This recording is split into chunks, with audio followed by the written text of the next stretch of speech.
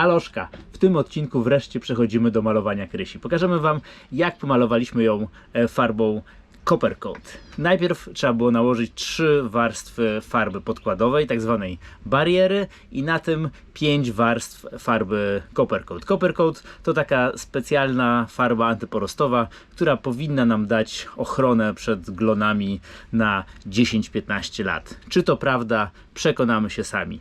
Zapraszamy do oglądania. Home is with you wherever that may be.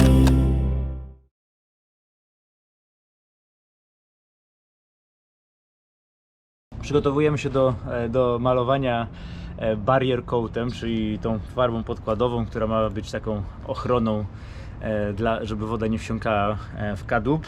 No i tutaj zapoznanie się z farbami, bo pierwszy raz tą farbę będziemy używać. To jest produkt razem z Copper Coatem. Oni to sprzedają razem z farbą antyporostową Copper Coat, sprzedają tego barrier coata i tutaj czekamy na Kevina, znajomego ze stoczni, który ma nam pomóc w malowaniu, i pewnie za pół godzinki startujemy z tematem. Już burty ładnie wyczyszczone po wczorajszym psikaniu, poobklejane przejścia.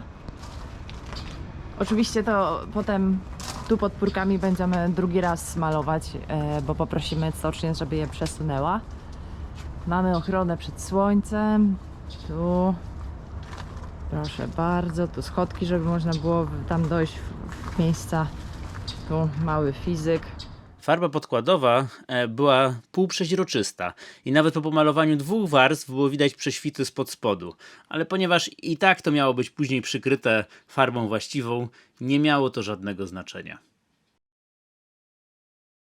Jesteśmy po pierwszej warstwie barrier coata. Razem z Kevinem i z Debrą malowaliśmy w 4 osoby. Nowa farba, przynajmniej w moim wypadku na początku trochę byłem nerwowy, ale ostatecznie wygląda to całkiem nieźle. No i teraz musimy poczekać, aż to będzie suche w dotyku, i za jakąś godzinkę, mamy nadzieję, startujemy z drugą warstwą.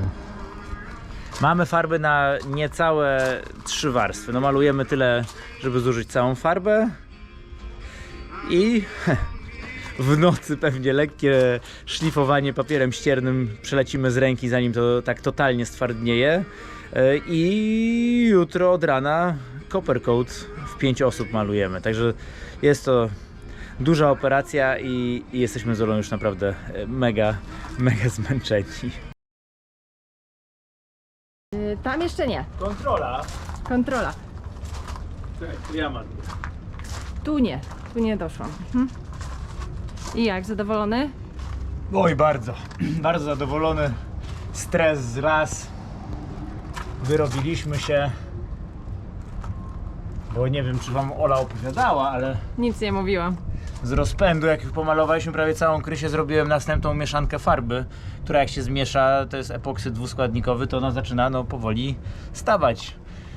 A tu się okazało, że ta poprzednia warstwa godzina, 2, 3 i nie staje, no, ale schowaliśmy do zamrażalnika, potem do lodówki, no i udało się zachować, i się martwiłem, że to było całkiem dużo, 1,5 litra, że się nie wyrobimy z farbą, ale się wyrobiliśmy! Ha! Jeszcze został galan na 3. warstwę. Ostatnie touch-upy. Tutaj to są druga warstwa i ostatnie touch-upy właśnie.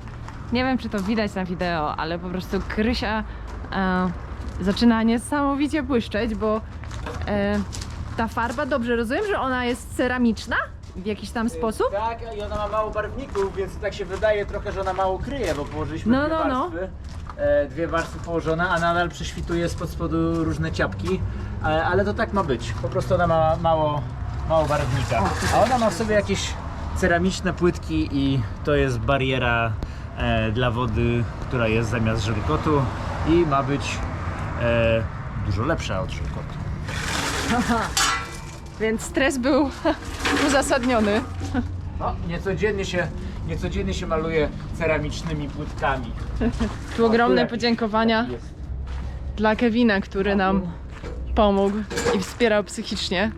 Kevin przeszedł już ten proces przeszedł tą drogę krzyżową. Tą drogę krzyżową kilka miesięcy temu i teraz naprawdę bardzo nas wsparł swoim doświadczeniem i takim psychicznym, dobrym słowem, bo tak, rano biegaliśmy jak bez głowy kurczaki, bo jeszcze w ogóle chyba wam nie powiedzieliśmy, że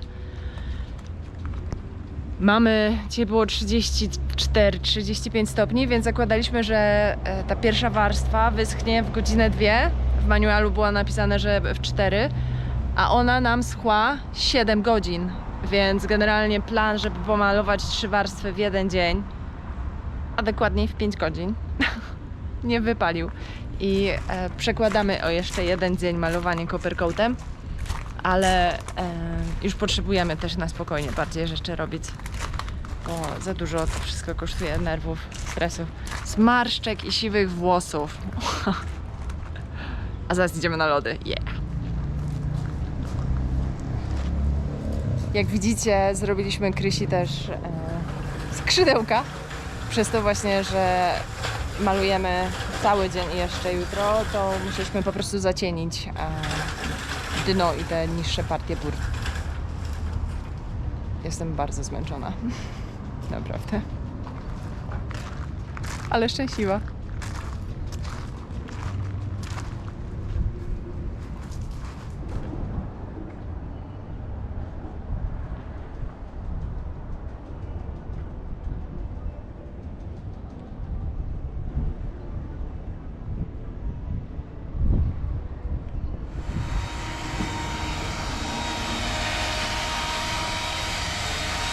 Dzisiaj trzecia warstwa barrier coata, czyli takiej farby podkładowej, co idzie pod coppercoata. Tym razem z Olą tą trzecią warstwę bez pomocników. Jest 10 rano i mamy nadzieję, że takie dzisiaj 19, a może 21 zmatowimy burty i jutro rano startujemy z coppercoatem.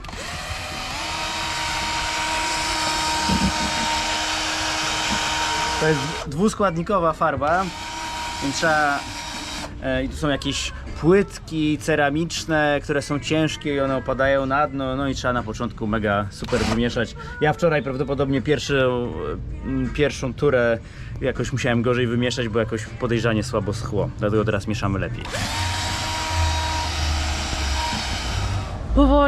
Powoli kończymy trzecią warstwę, czyli ostatnią podkładu, a tak naprawdę warstwy, która sprawia, że Krysia będzie nie przepuszczała wody. Jak się panu maluje? Wspaniale! Wspaniałe warunki do malowania. Przyjemne 32 stopnie. Bajka. Słuchamy sobie radia 357 w międzyczasie, ale powiem wam, że jest jedna rzecz, jedna mała zmora przede wszystkim. To muszki. Zobaczcie. Tu już koleżanka niestety usiadła. Nie wiem, czy złapie się na nią ostrość, bo ten ster już jest pomalowany i ona usiadła. I teraz ona nie jest w stanie już odlecieć, ani ja jej nie mogę pomóc, bo zrobię dzióbkę. Więc po prostu te muszki do tego, że to się tak błyszczy, strasznie lgną. Tutaj też widać. No. Myślałem, że mi dasz dać batona. Nie, chciałam cię nagrać jak malujesz. Muszę zmoczyć pędzel. Skala w Wały. stupieniu. No, na maksa.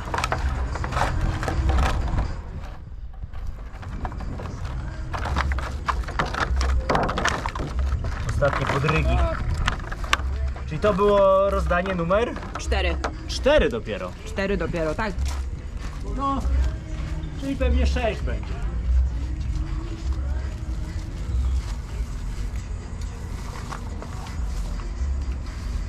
Jak widzicie, mamy profesjonalne przeduszki. Trzeba będzie miotłę odkupić.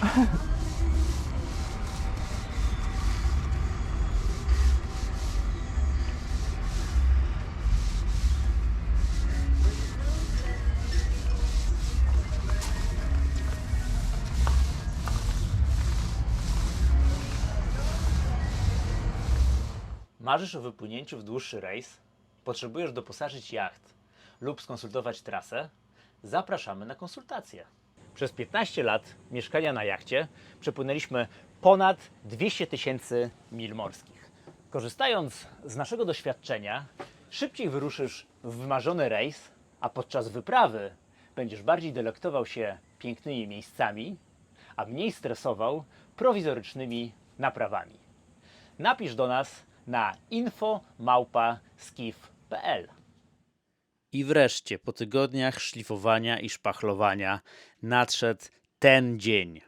Ponieważ wszystkie warstwy Coppercoata trzeba nałożyć jednego dnia i z Olą we dwójkę nigdy byśmy nie dali rady pomalować Krysi 5 warstwami, potrzebowaliśmy pomocy. Poprosiliśmy o nią przyjaciół ze stoczni, Laurę, Kevina i Briana. Bez nich nie dalibyśmy rady. Żeby uniknąć przestojów w pracy, trzeba było wszystko bardzo dokładnie przygotować. Ola była odpowiedzialna za przygotowywanie Coppercoata.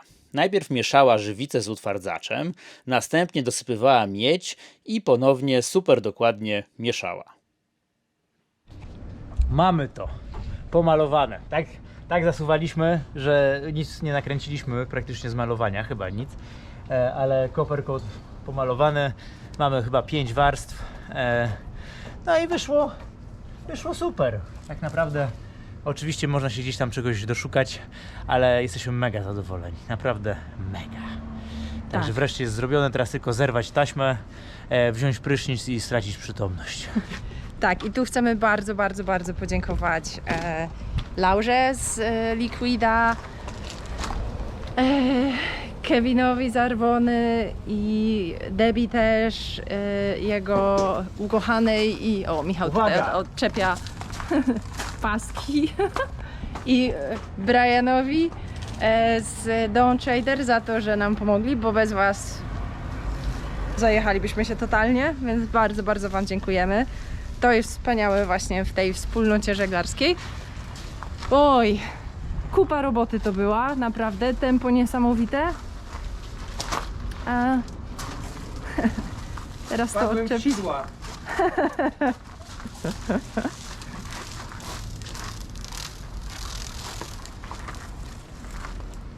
O, bo nic tak. Mamy to! Pomalowane. Pomalowane! Okej, to mamy Coppercoata, ale to niestety nie koniec zabawy.